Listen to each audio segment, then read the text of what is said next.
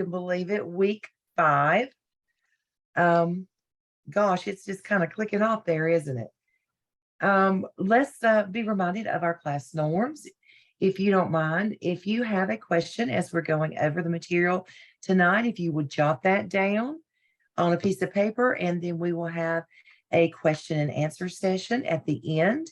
And that way, if you feel like you have got this, you can log off and go about your business. But if you would, let's hold all of our questions until the end. Okay, so we're going to start out with comments about our task 3 that you guys turned in this past Sunday evening, your first draft. You want to go over the agenda for tonight, Dr. Stedman? That's what I'm going to pull up. Okay. And that way they can have an idea of, and you can find this also in your, under week 5 in Blackboard.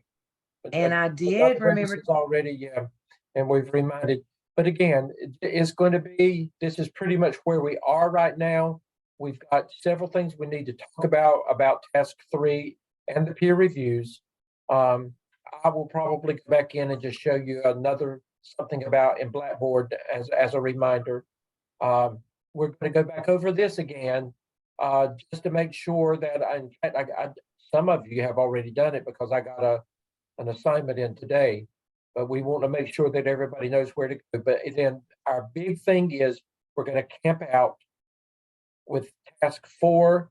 And Dr. Revis, if you would be prepared, not necessarily to show anything, but just to briefly reiterate, or maybe we can answer any questions about maybe what Dr. Lamb went over last week.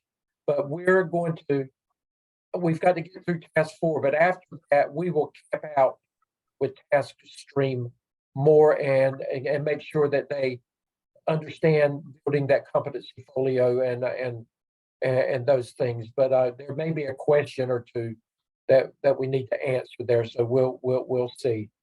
Want you to make sure that you look down at the bottom, Dr. Evans, and I make sure that we do this, and it hopefully this is helping to keep things organized for you. But this is week 4 responsibilities, and this is what should have already been completed and put in the Dropbox or put in there for us to grade or whatever. These are your week 5 responsibilities. This is what you have to do this week.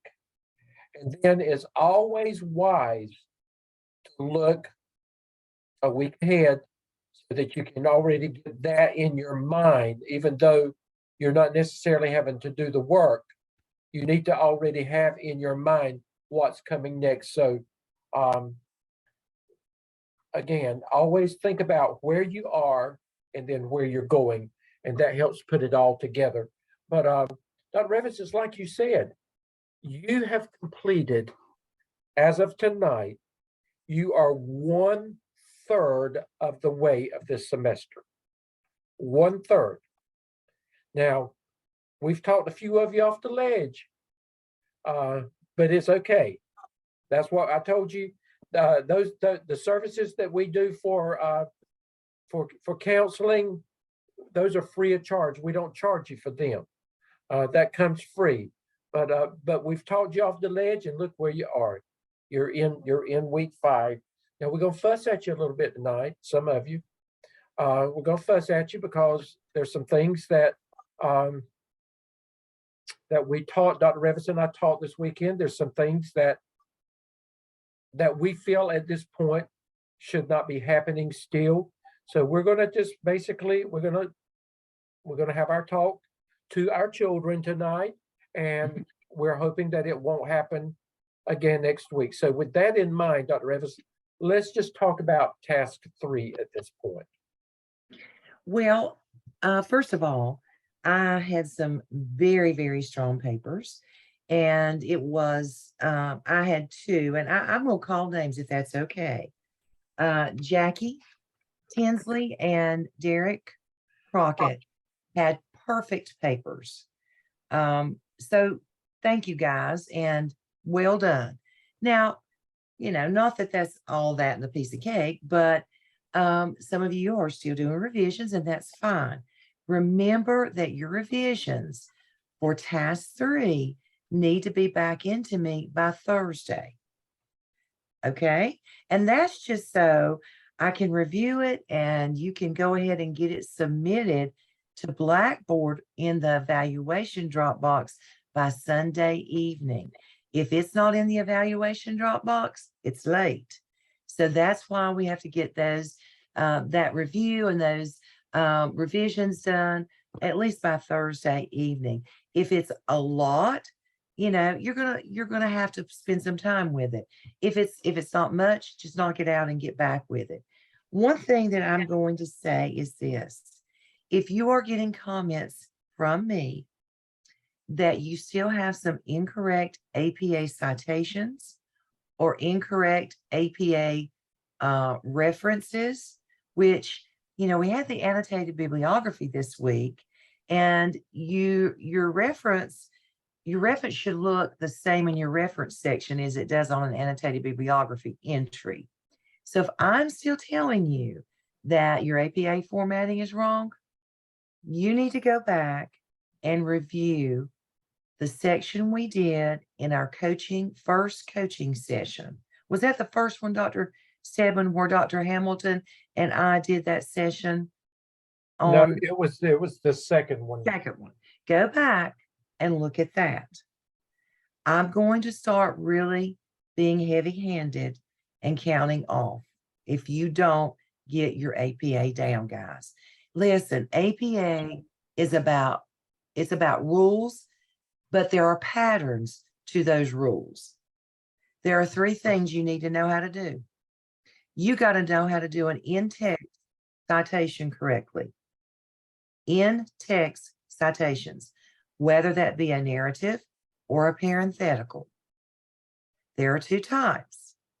Narrative comes like at the beginning of a sentence, parenthetical at the end. You've got to know how to do that. And you've got to be able to correctly format a reference. And Dr. Revis, the thing that if you go back to that session where Dr. Revis and Dr. Hamilton present, they showed you everything pretty much that you will need to know to be able to do APA successfully for this program. Those are the basics that you need to know. Now, once in a while, you may have to look in the APA manual for something specific to whatever you're doing. But for the most part, what they shared with you that evening, that is, and you have to know that to be successful. So, like Dr. Revis said, we're going to hold you accountable. We've been a little more lenient with it, but we're going to stop that. Okay. We have to. Guys, you just got to learn it. I can't do it for you. Your peers can't do it for you. You have got to learn the patterns and the rules. Okay. Dr. Revis, let me brag on a few of mine. Okay. Okay, I want to brag on them, and there were several that you're almost there, but these got it right the first time. Brittany Chisholm, Shaquita Harris, Jennifer Heatley, Kelly Holden, Carl Likes, and I'm going to tell you, Carl Likes, he's one of the best peer reviewers I have ever had. Now, I've got some others they're almost next, but Carl is the best peer reviewer that I have ever had. So, great Way job. to go, Carl. Justin Newton, he cleared his. And Amanda Redmond cleared hers. Now there's some that are close to clearing, but they're not so. But again, about half. You cleared it the first time, and we need more than that. At this point, we need more than that. We're not saying that there's not going to be some, but we need to see more and more close to perfection the first time that it's coming in, and we're looking for that. So just know that by this point, that's what we're looking for. And guys, let me tell you why. When you get out of this first class, your instructors are not going to revise and revise and revise. They're just not going to do it. We do it in the beginning so you can get up to speed with graduate level writing and the pace of the class. And the pace of the class is very rigorous. We know that. But we want you to get up to speed, but we're going to start doing gradual release as well. Middle of the semester, it's coming, but you've got to have your strong papers in on Sunday evening. I had about 3 that turned in incomplete work. Please don't turn in incomplete work. You tell me it's incomplete when you turn it in. I'm just not going, I'm sorry, I can't, I don't have time to read your incomplete work and then have to go back and back. Well, So if you we're, don't we're, meet, we're not gonna do it, Dr. Revis. That's, no, no, we've been a little bit lenient on that. We're gonna have to stop that as well. So, do your best work in on Sunday evening at 9 o'clock. And if you're telling me it's incomplete, then don't turn it in. Is it late? Yes. Will you get marked absent? If I don't have it by Monday morning, that's when I really check roll. Yes, you will get marked absent. But we've got to get up to speed on this. And Now, Dr. Revis, that's not our rule. That's Gardner Webb's rules. yeah, We're it is. we're held accountable for what Gardner Webb tells us we have to do. So That's correct. That is correct. But anyway, I felt like you guys had a good handle on the literature review as far as that I do. researching root causes of the problem, your area of need, and then you had some really good resources Oh that you dug yes. out. Yeah, there was a lot of great stuff. Yeah, But and we applaud you for that, but we still have to go back, to what those things that bring you down. And again, the APA should not, at this point, should not be bringing you down for the most part. You should, if you don't know, then you look it up before you send it to us. You take the time to look it up. And I'm going to say one more thing, and then I'm going to stop with this. I monitor, I can't control your schedules. Only you can do that. But I'm going to tell you again, if you wait until Sunday to get started on this work, then it's never going to look good when it comes to us on Sunday night. You've got, Dr. Lamb told you that you've got to commit about 20 hours at least a week to this program to be able to work successfully with it. And some of you are doing that. I can see where it's already in place for you. Some of you are, maybe you're getting there, but you're not quite there yet. You've got to figure this out. Simply because, it's not going to go away. The rigor is not going to change. The writing is not going to change. You will become more proficient with it, or you should become more proficient with it. The more you practice something, the better you should get. So, the things that we're having to tell you now, when you get to 603, they shouldn't have to tell you those things. They should be able to take you to the next level with the things that they are working with without having to come back and camp out with these discussions that Dr. Revis and I are having with you now. So again, you know what you've got to do. We ask you to do it. And again, do not email Dr. Revis and me with your work and say, will you look at this before it's submitted for review? But we're not going to do that. First of all, we're violating what Gardner Webb tells us that we're not supposed to do if we do that. And I have violated some of the rules some of the time, but we're not going to do that anymore. You put it in there, we will review it, and we'll give you comments back in there. And then, that's the platform where we have to work from. Okay. Dr. Revis, peer reviews, I had them, like I said, like Carl, and there were some more, not just Carl, but there were some more that they were just, you know, high quality. And then I had some, and you'll see my terminology on there. I will say you provided basic feedback. If I put that, that means that you did what you were supposed to do, but it wasn't nothing to write home about. Okay. If I said that you did effective feedback, that meant that what you said was good, but it probably wasn't enough. One student, and I'm not going to call names, but one student, you had excellent work, and I put a comment in there.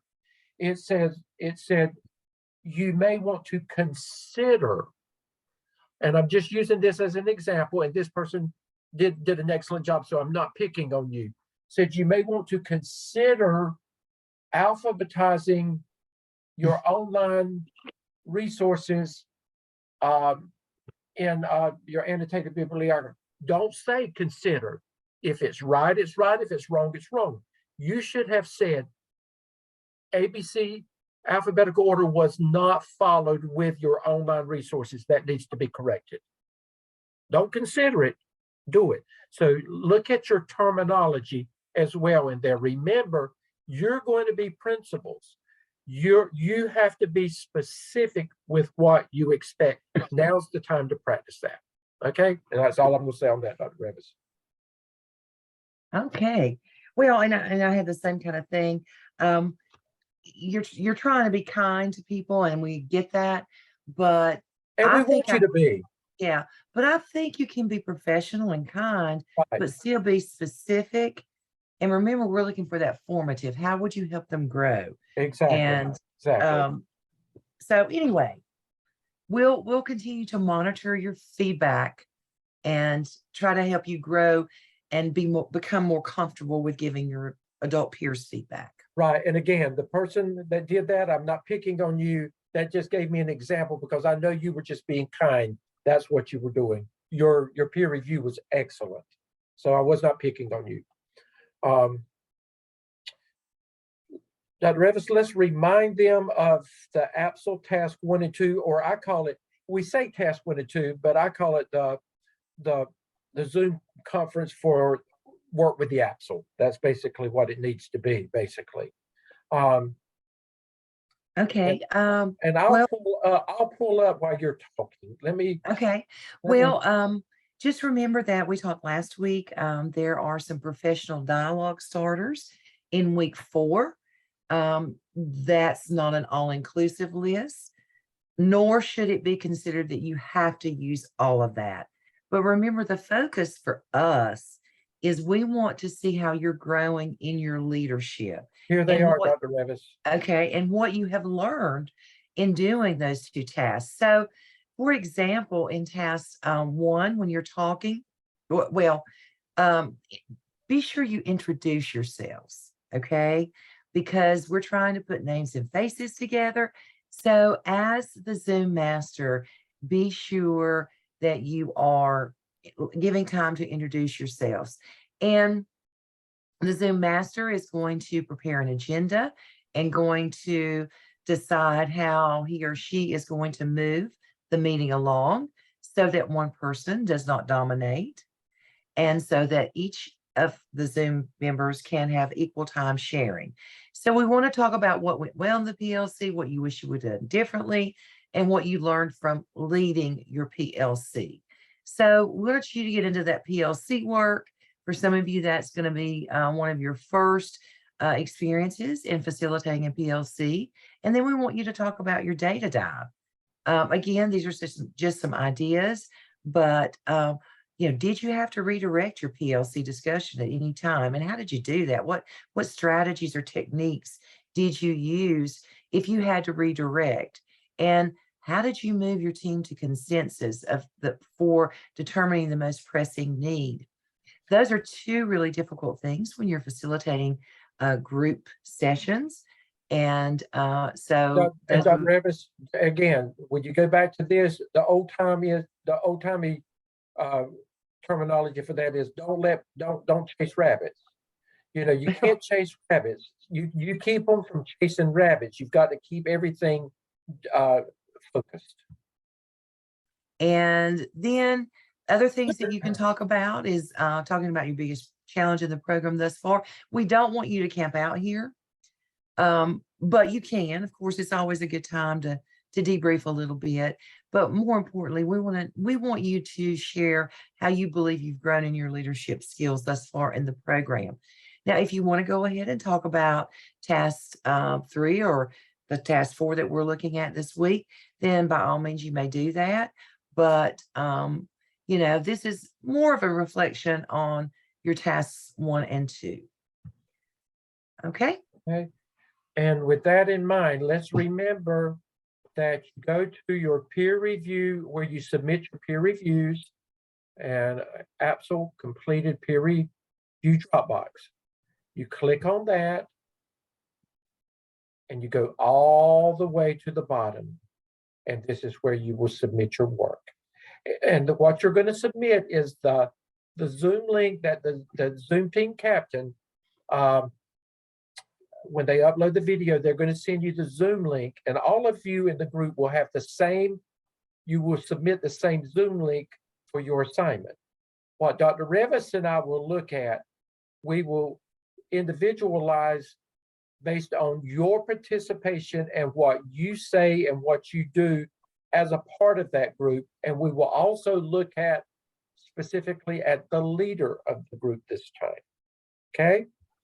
So any questions about that assignment? And like I said, I think one group has already done it. And just be sure you remember to upload that link. That's where we can give you your grade. If you don't upload it, we can't give you a grade for it. A reminder to make sure that you are doing your personal readings from your textbooks, and the links that we've provided, make sure that you're doing that as well. We're going to be talking about some things tonight. This is week 5, yeah. The action plan. I think I have my PowerPoint pulled up. If you want me to talk from that about, are we ready to do task 4? Yeah. Go ahead. Go ahead. All right. Let me share my screen then. Excuse me. Let me stop share, okay?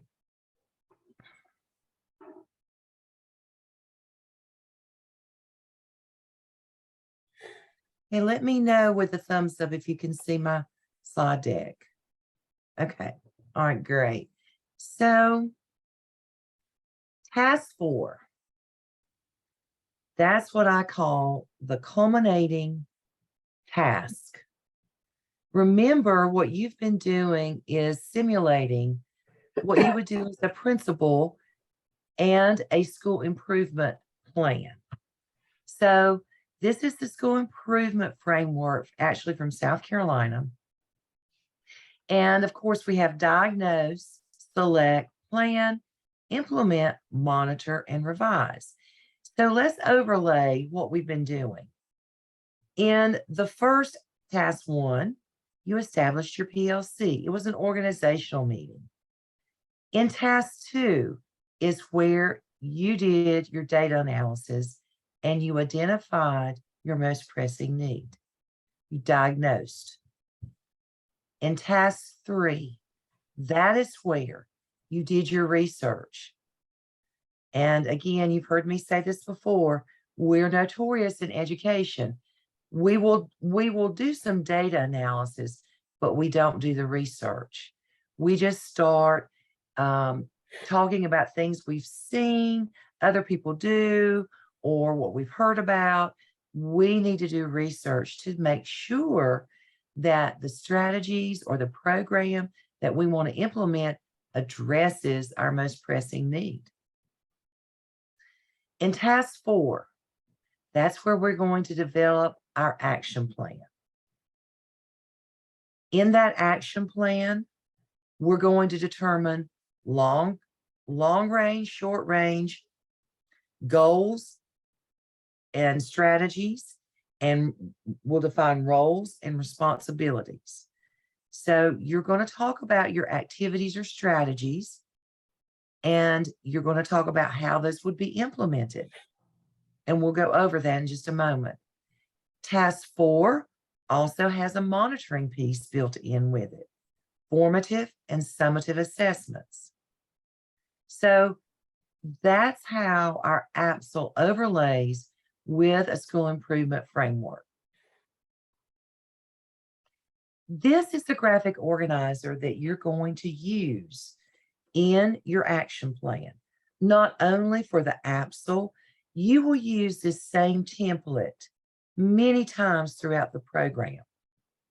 So on the left-hand side, the specific activity, that's where you list the things, the strategies or things, the activities, if you will, that your PLC determined that they wanted to implement in the school. You'll develop a timeline when we're going to start implementing. You're going to note who's responsible for that. And this should not just be you here. Oh, excuse me. And you're going to note resources needed.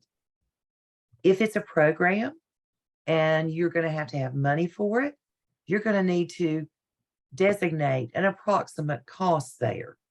Or you could say, we're going to take some Title I funding that has been spent for this and use it for this.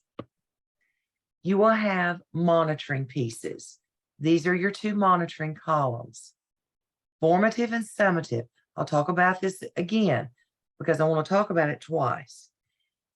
In education, when we talk about formative assessments, we always talk about those assessments along the way where we're giving formative feedback to our students.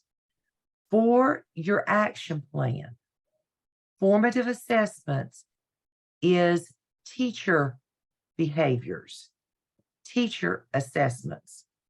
How are we going to know teachers are implementing the activities that we put over here on the left-hand column? Formative equals teachers. It's much different than we talk about it on a day-to-day basis. Dr. Revis, that's a fidelity check with Yes, that's your fidelity check. Formative equals fidelity check for adults. Summative is student. How do we know that our activities are being successful with student learning outcomes? And what is your goal? Everybody, if you don't have a goal with your activity, you're just shooting in the dark. You should put a goal in of what you hope to see here. And what is your indicator of success? So it's not just developing the action plan. You've got to do a lot of writing. Now, this is a graphic organizer, right? A lot of people start with a graphic organizer. They fill all this out and then they do the writing pieces. That makes sense to me. You don't have to, but it makes sense to me. But there's a lot of narrative work that goes in to this particular task. There are two prompts. Prompt 1 is to narratively explain the action plan. Excuse me. Your first section, the importance of an action plan. Well, we want to know what the research says. When I say that, what does that say to you? You're going to have to do. You're going to have to do some research, aren't you? Now, one resource is fine. I'm not asking you to write a mini lit review, but what does the research say about the importance of an action plan in a school? The second topic, alignment with student learning outcomes. What does that look like as far as, oh, I'm so sorry. What does that look like as far as aligning to your student learning outcomes, where you want to be? How does that align your different activities and strategies? The short-term, midterm, and long-term goals and objectives. You have to designate which ones of those activities are short-term and you're writing this narratively. Okay. So you need to designate, we're going to start here, and that's going to be a short-term goal. Our midterm goal is da da da da. Our long-term goal and objective is da da da da da. And then you're going to talk about those specific activities, those that you list on the left-hand side of your graphic organizer. Talk about those activities. And then you're going to talk about the indicators of success. How do you know you successfully reached your short-term, midterm, and long-term goals? The next section is clarification of your goal, roles and responsibilities. Again, we should not just see your name there. I would expect to see the principal is going to help monitor, I would think, particularly the fidelity checks with the adults. Your instructional coach may be monitoring some of your fidelity checks, whatever. But there should be more people than just yourself. Otherwise, it's your plan and not the school plan. And then here's our two columns: formative is fidelity checks for adults, summative is student assessments. Okay. Okay, Dr. Revis, would you go over the assessments again? Right. Okay. For the assessments in this column, now we're putting it in this column. That means the fidelity checks for the adults or your teachers. What would that look like? And Dr. Revis, let me remind them, when you say formative assessment, you've got this specific activity right here. Everything else beside it refers back to that activity that you identified from the beginning. Okay, that's for each activity that you list here. Right. Let's say that one of your activities is you're going to have professional development on a new online tool. Okay, that's an activity, conducting the professional development. What would the formative assessment method be there? Well, it could be a sign-in sheet of participants, right? For the adults. Let's say your second strategy is that the online tool will be used at least 30 minutes every day in some block of time. I don't know. I'm just making this stuff up. Then you would have a formative assessment. Again, that's about your adults, would be walk through data. Your walkthrough data would be a great way to do any kind of assessment for your staff, doing those periodic checks. Okay, so you've got to write about it, though, here in your prompt 1. So prompt 1, all of this stuff, you're just explaining what you put on the action plan. Dr. Revis, before we go to prompt 2, let me know are you ready to go to prompt 2? I am. Okay, could you come back to this in a minute? I want you to come out of that, stop sharing, and then I want to pull something up to show them what we've got that aligns with this as well. Okay? Sure. Let me end this. Okay. And let me stop share. Okay. Well, hold on. Okay, that's okay. I'm missing my button there. There we go. Okay. Okay, now let's come back. Now this aligns with what Dr. Revis has just shared with you, but I want to show you, you've got multiple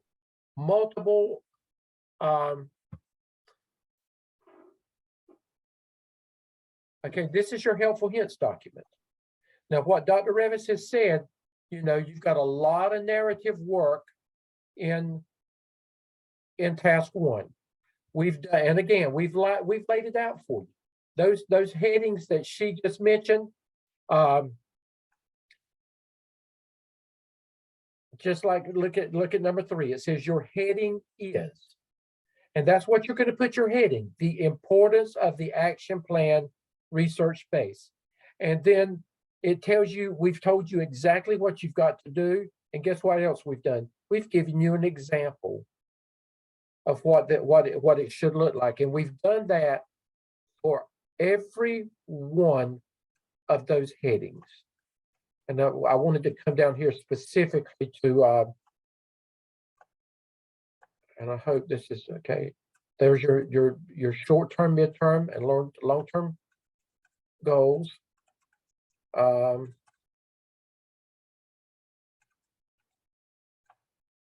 Okay.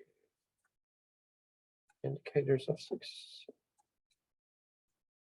Well, okay, here it is.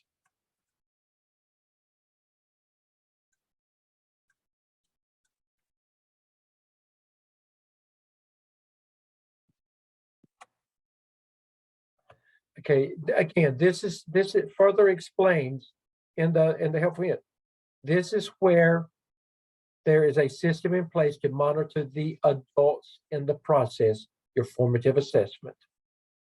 Summative assessments are used to determine if what has been implemented is making a difference for who? The students. An example is our end of grade and end of course test. There are other forms of summative assessments.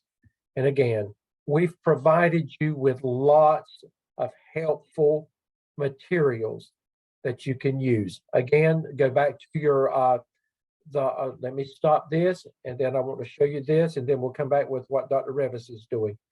This is the, okay. This is the actual example that we've given you in there for the importance of the action plan. It started out with a narrative, you know, and then it has each of those headings in there, and it has narratively talked about everything that you're going to put in your action plan. But it's all laid out for you there. Look at those examples, and all you've got to do is model your work after the examples that we have provided for you. Okay, Dr. Everson will stop sharing. I just wanted to show them how what you were saying is aligned with what they've got in Blackboard already.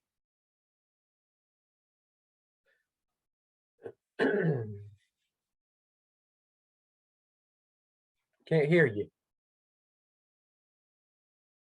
Sorry. Okay. At the end of prompt 1, after you get that action plan done, then you take that information and share it with your principal and or leadership team. And guys, you've got to write about that. That is a requirement. If that doesn't stick out in your narrative, the evaluator is not going to give you a proficient score on it. You've got to share your work. For some of you, your principal is on your PLC team. You still have to put a disclaimer in, and I would say do it at the end of prompt 1 is where I would talk about sharing your action plan with your leadership team. Okay? Either at the end of prompt 1 or beginning of prompt 2, but it needs to be a separate paragraph so that it stands out. If I can't find it or Dr. Stedman can't find it, those evaluators surely are not going to find it because they're going over this very quickly. And Dr. Revis, when you turn your work in by this Sunday for task 4, if you have not had a chance to, and most of you won't, to share this with your principal yet, you need to just highlight it in there for us, or just show us in there. Let us know when your meeting is scheduled, next week. Go ahead and schedule that meeting. You need to put that in there because we need to know that that has already been planned.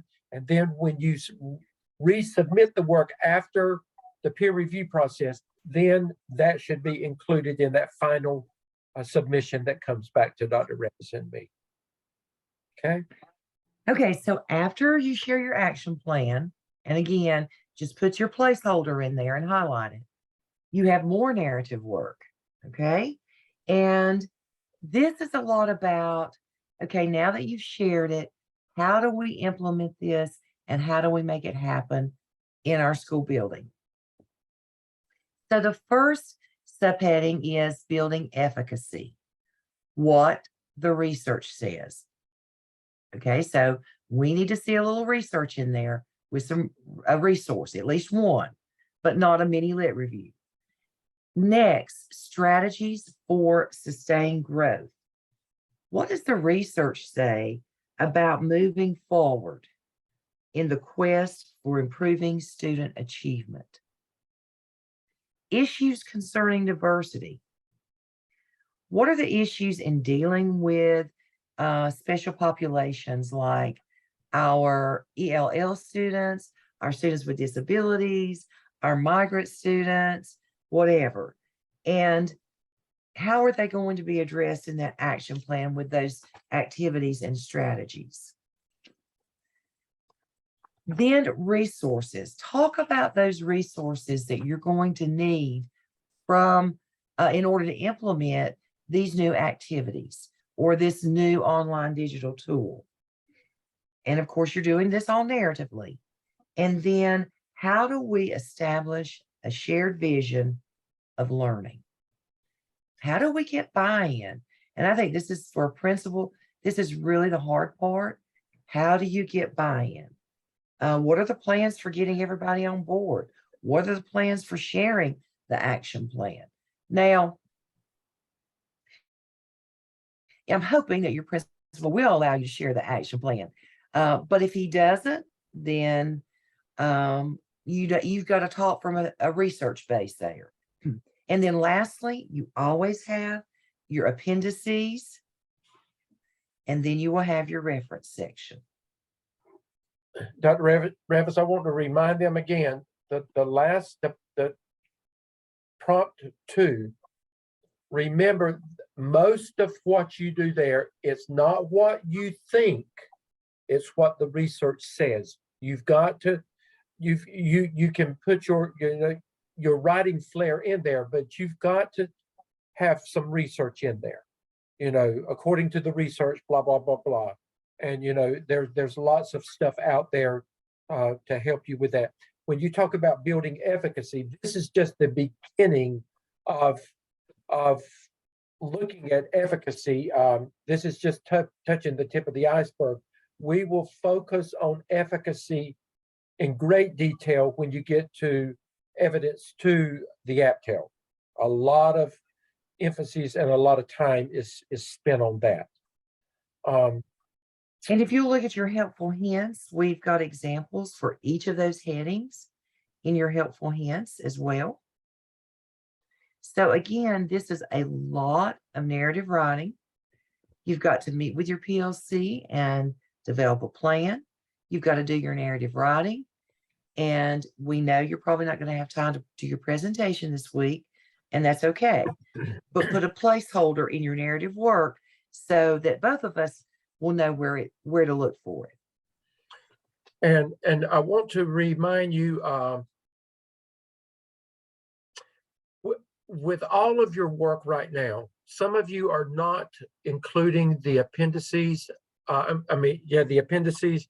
Remember, at this point, at a minimum, you're going to have an agenda showing that you are meeting with your PLC. At this point, if you don't have but one thing, you're going to have an agenda. So you cannot deviate from that process. You have to show that you are leading a group of people and you're not independently on an island by yourself. So make sure that you're doing that. And again, APA, remember what comes first, your reference section, and then it's followed by your appendices. I had several that I had to remind them to put it in the right order. So, Dr. Revis, I'm not going to go any further with anything else. We're gonna open it up to them at this point. I think we've given them a lot to well, I guess, yeah, this is the point for question and answer. So guys, if you feel good, you can log off. If you want to stay, that's fine. I do want to meet with Michael just a moment after class, if you don't mind, Michael. But if you want to ask questions, just raise your hand. Or just open up and just, just ask us right now if there's something that you need to know any more about from this point.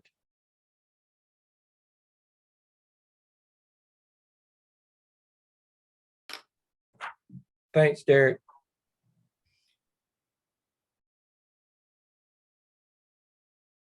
Are you afraid to ask Okay, questions? Carl raised his hand. Did you raise? Okay. Oh, he said, okay, way to go, Carl. Okay.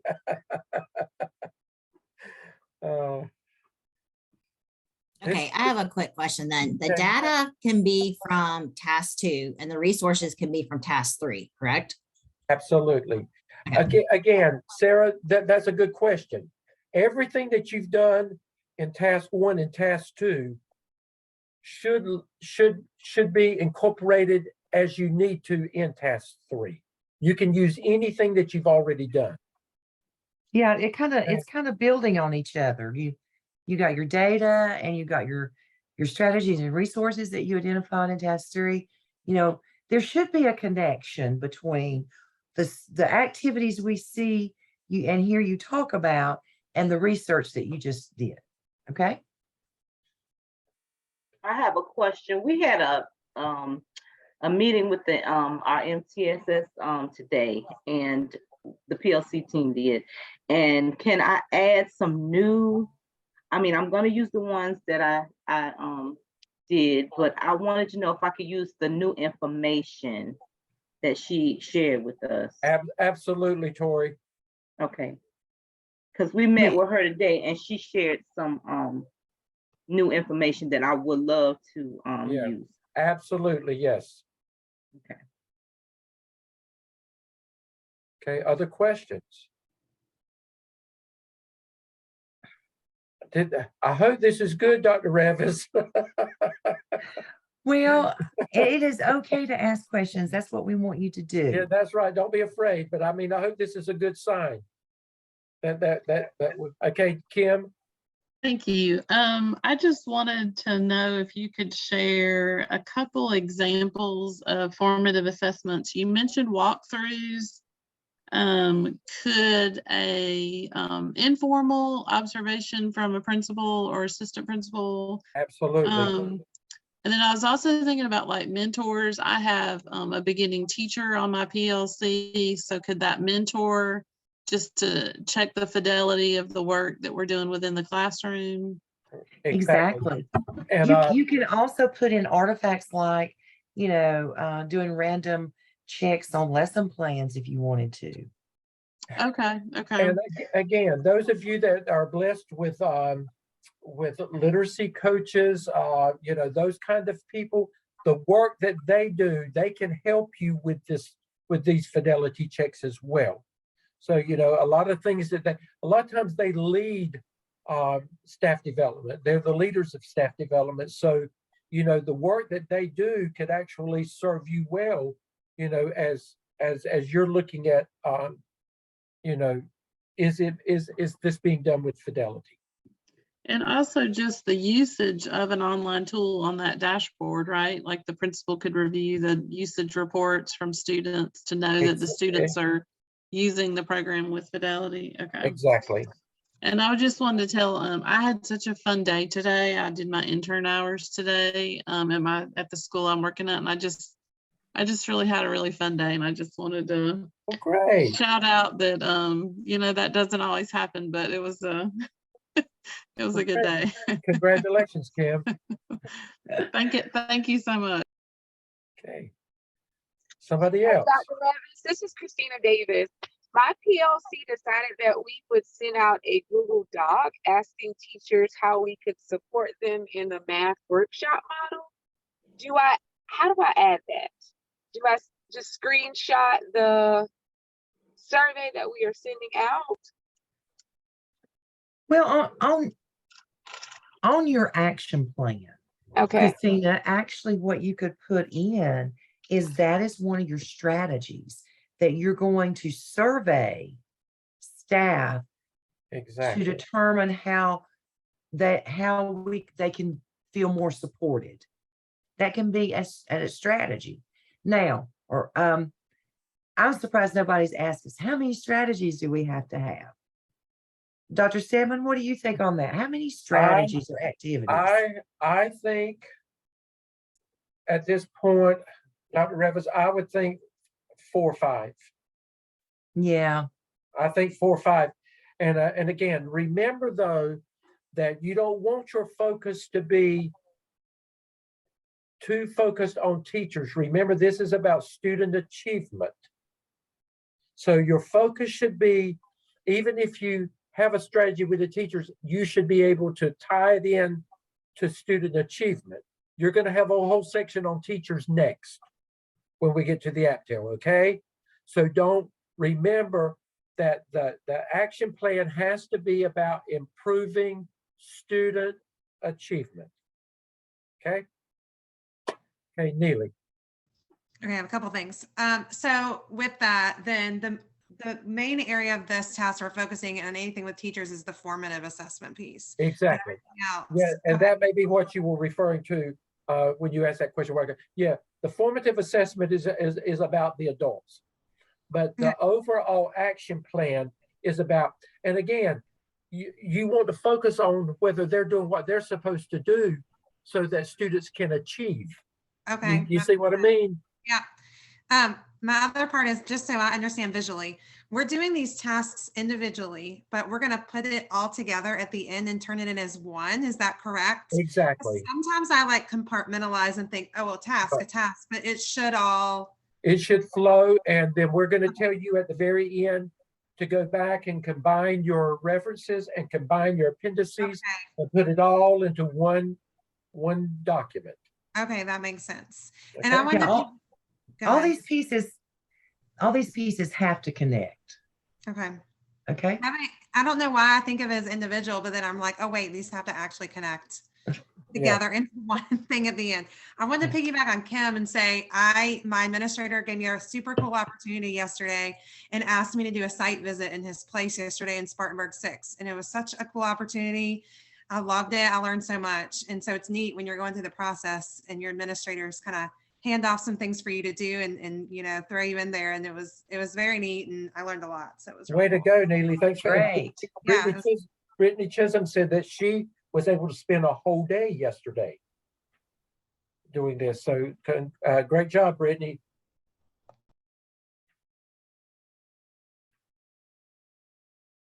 Okay, others. These are good questions. Good questions. Everybody, do you feel? I want to piggyback too. I had a good day too. With my administrator, I was getting ready to leave for the day, and she asked for the PLC team to just come and help her work out some map data. And so it wasn't planned or anything. I wish we did plan the date, but we stayed over an hour and a half, just going over map data and just trying to, you know, get everything straightened out as far as tomorrow morning on delay start, so we could talk about these numbers and how to improve the reading scores. And that wasn't just for second grade, even though I'm just keying in on second grade. It was for other grades, which was really extra knowledge for me. I really like that. Great job, Tori. Thank you for sharing that. Let me ask you this. Does everybody, do you feel comfortable? Do you know where, you know, the direction you've got to go in this week? Everybody feel good about it? Okay, thumbs up. Thumbs up, good. Michelle, talk to us. I guess I'm just really struggling with the balance of being in a classroom full time and managing the overwhelming amount of work that it is to be in the classroom, and for parents' emails and meeting with PLCs. And I am definitely making the time for, I don't know, I'm just struggling. But you understand what you have to do. It's just finding the time. No, I'm putting the time in. It's just, I don't feel like the quality. I don't.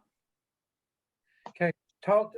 If you need to talk to us privately, Michelle, we'll be glad to talk with you.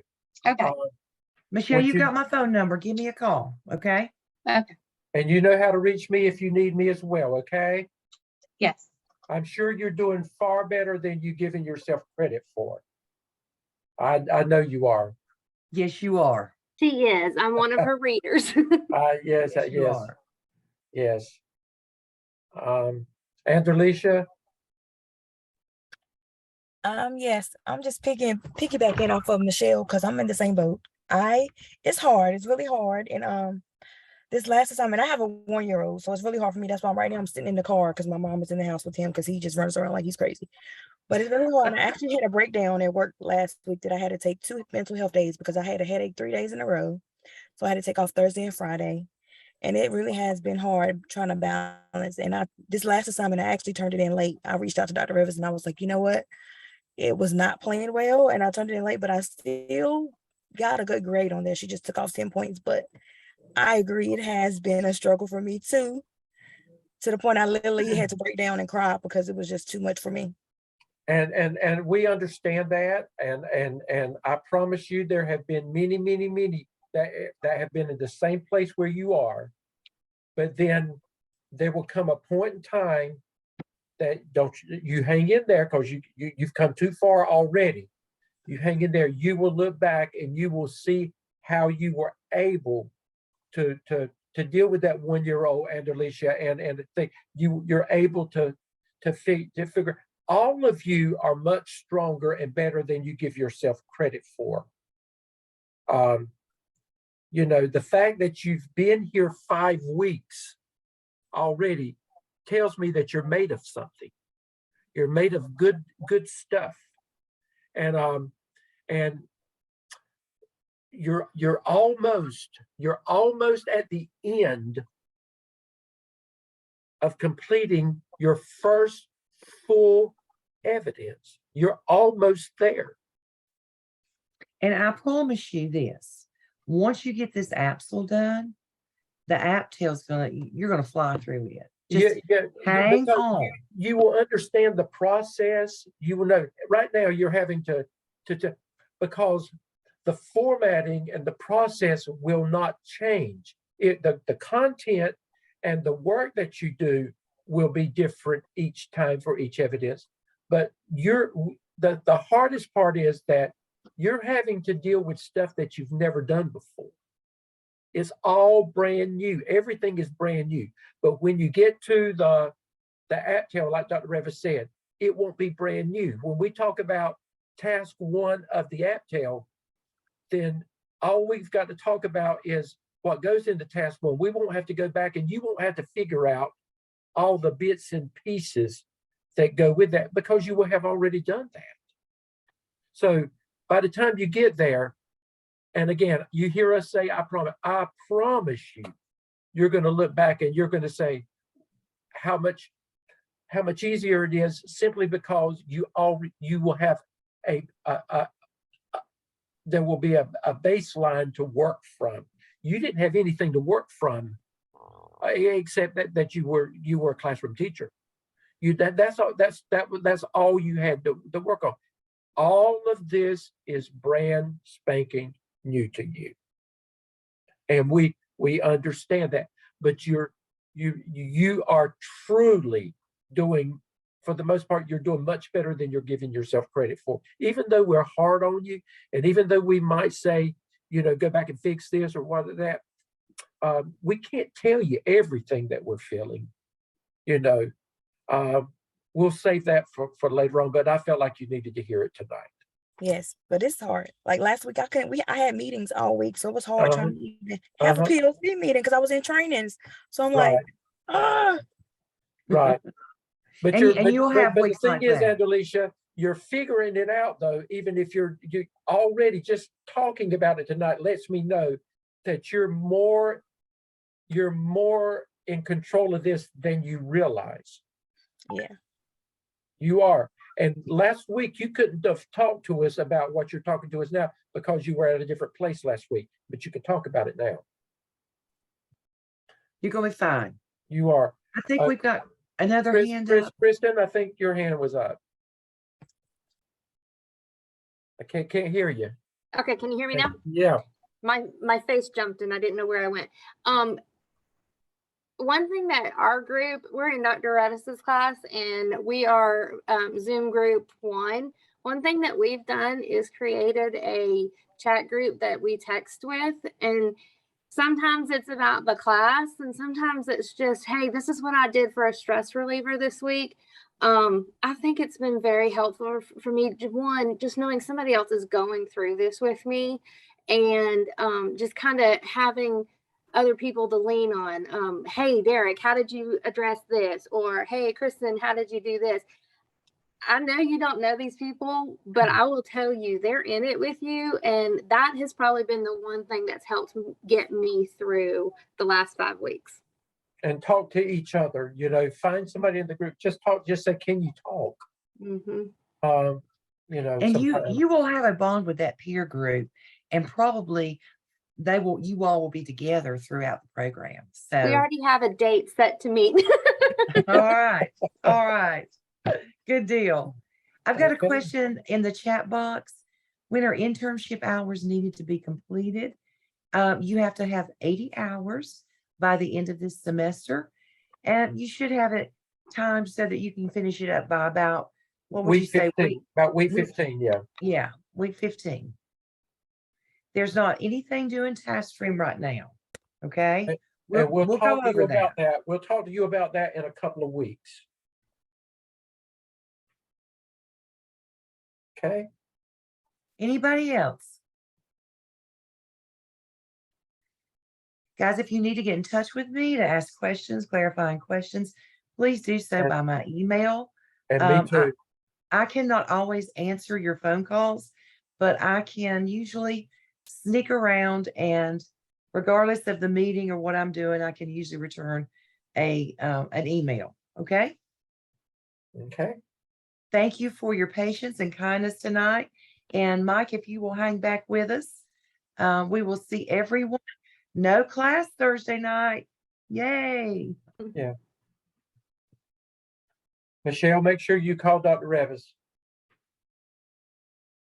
Please. Okay.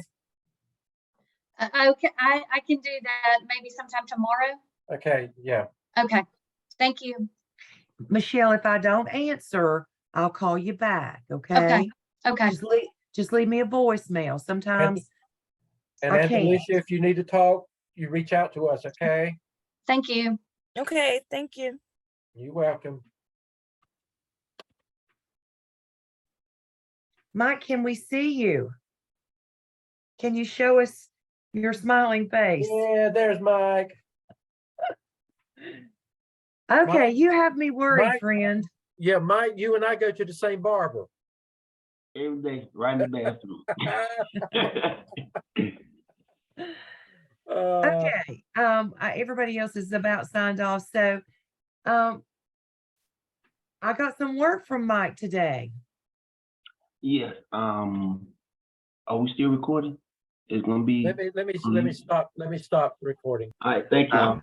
Okay. Bye bye. Thank you. Thank you, Dr. Stedman. Thank you. Okay. I'll send this in a little bit. All right. Bye-bye.